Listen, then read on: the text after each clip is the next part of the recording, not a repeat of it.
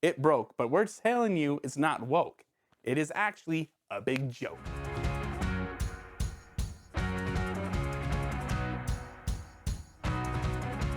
Hello, and welcome to this part of the pond, where it's the bullfrog and the one, the only, Newt. Face reveal at 100,000 subscribers. We want the subscribers, and in return, you'll get his face. Who's offering that? That this was a fair price and that the British taxpayer has got a good deal here. The whole lot of you probably who clicked on this are going, explain. And we will. To begin off with, this is not going to be a review. This is more of a deep dive. But we have to address and talk about the movie a little bit. And we all know what it is. The failed attempt of a dark universe. Of a movie universe that never happened. We have... Everyone was in upheaval in 2017. You made The Mummy a woman? How dare you? And also... It went nowhere. I saw the movie for the first time and it was actually pretty good until the Monster Universe came in and ruined it. So to that, I kind of agree, but it could have been woohoo. But that's not the point. We're here to address wokeism and point out this movie ain't woke, but a big joke. And the biggest, best joke of them all. Of course it's a joke. It failed at the box office. No. That's it being broke. It being a joke. To quote Ryan Hollinger, great channel by the way, highly recommend. Let me explain. When this movie came out, I asked a question.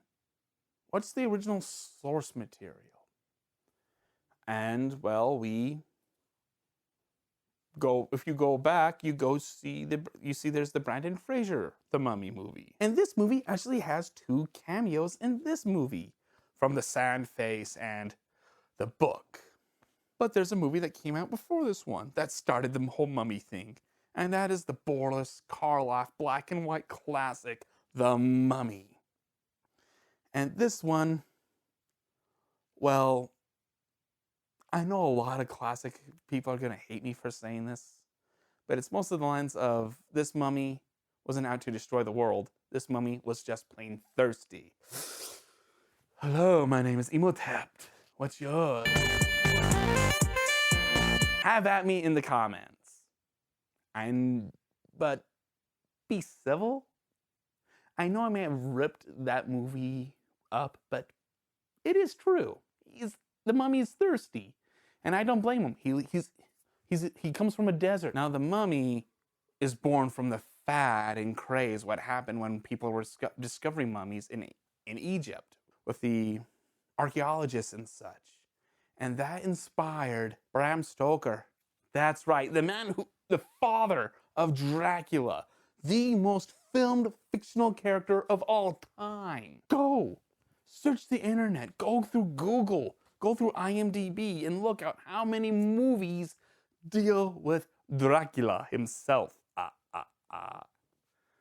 While you're doing that, look up for Bram Stoker's other iconic book that is not iconic. The Jewel of the Seven Stars. Beware the Mummy's Curse. This book is probably the most influential book. Why? Look at the mummy movies. All these mummy movies, all these date back to this little nugget. This diamond in the rough. Sorry, jewel in the rough. You may be wondering, what does the Tom Cruise movie have for the original source material? Well, The Mummy was indeed very powerful. More than powerful, the Tom Cruise movie got it wrong. It wasn't an Egyptian princess. This was an Egyptian king who ruled all of Egypt, both north and south. I'm sorry, I said it wrong.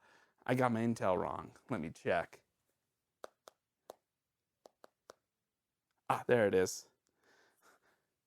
She ruled all of Egypt. That's right. The original mummy is a woman. So, Sophia, you are perfect for this role.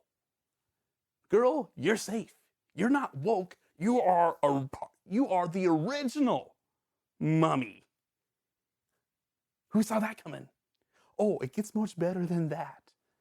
Because in the Tom Cruise Mummy movie, it all centers around this ritual that's gonna bring a god into our world.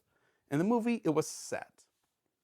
The book, how this movie relates to the book, is actually 70 to 80% from the book.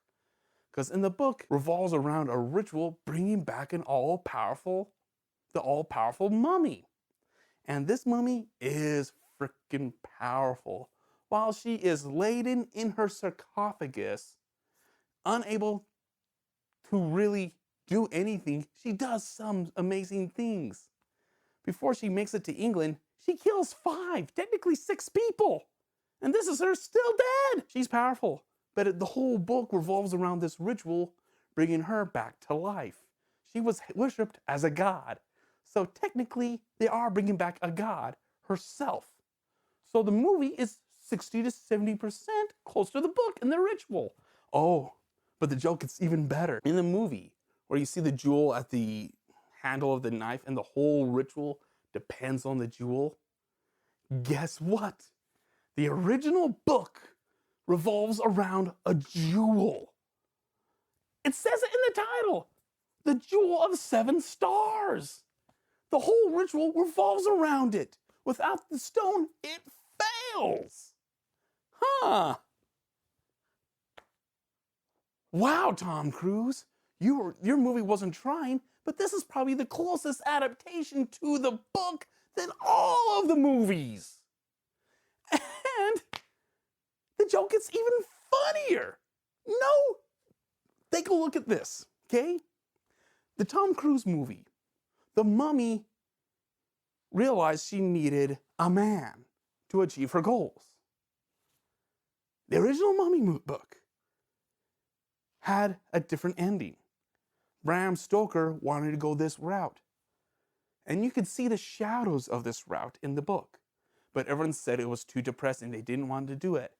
So Bram Stoker went, all right, the whole lottie, I'll do it.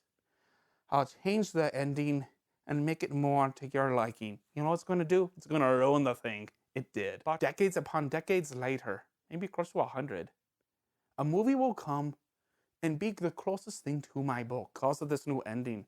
You know why? Because in the book, she is powerful. She rules all of Egypt.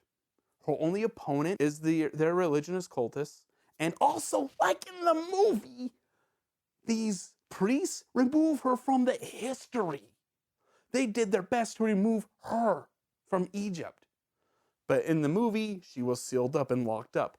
In the book, the priests laid up all these warning signs. This is an evil place.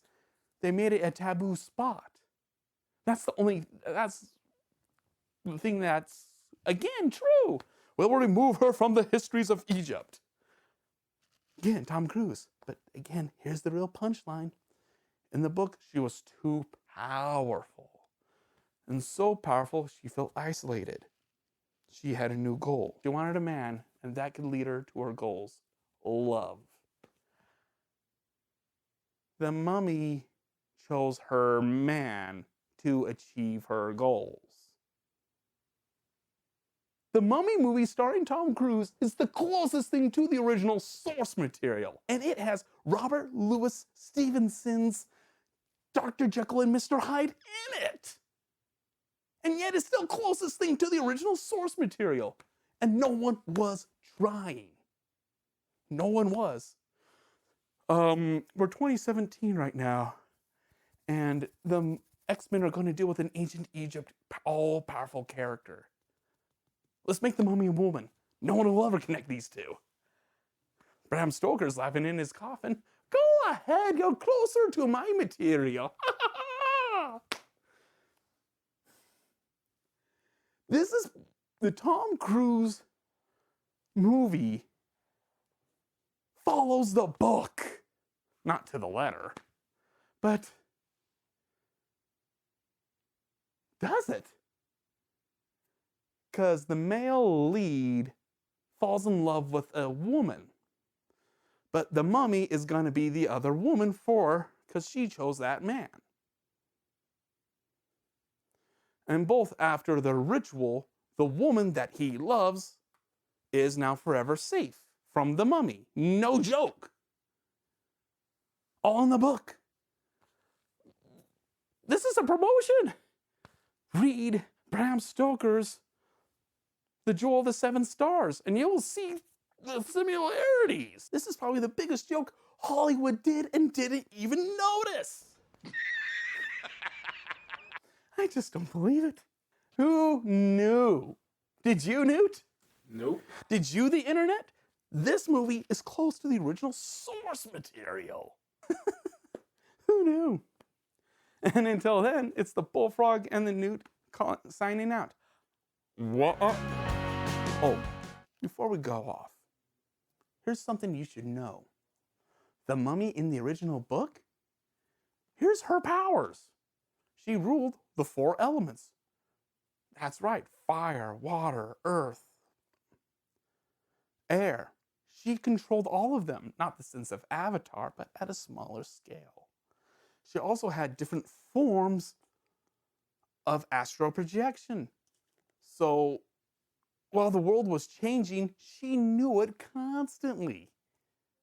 And more than that, when she was dead and still a dead body, she killed 5 men because they only had a piece of her hand. And if that's not big enough, she could also reincarnate herself by will. But it's not an all-powerful form of herself. It's a more mortal part, but she can reincarnate herself for that.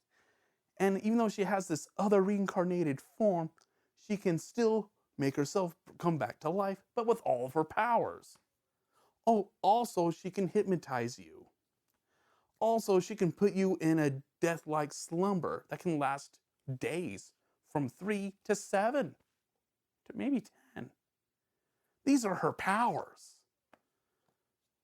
Is this a little strong? Bram Stoker, you're a master of OPs. You're the master of monsters. You created the Mummy and Dracula. What else do you have hidden in your repertoire? We all know you for Dracula. We forgot you about the Mummy. What else do you have hidden in your sleeves?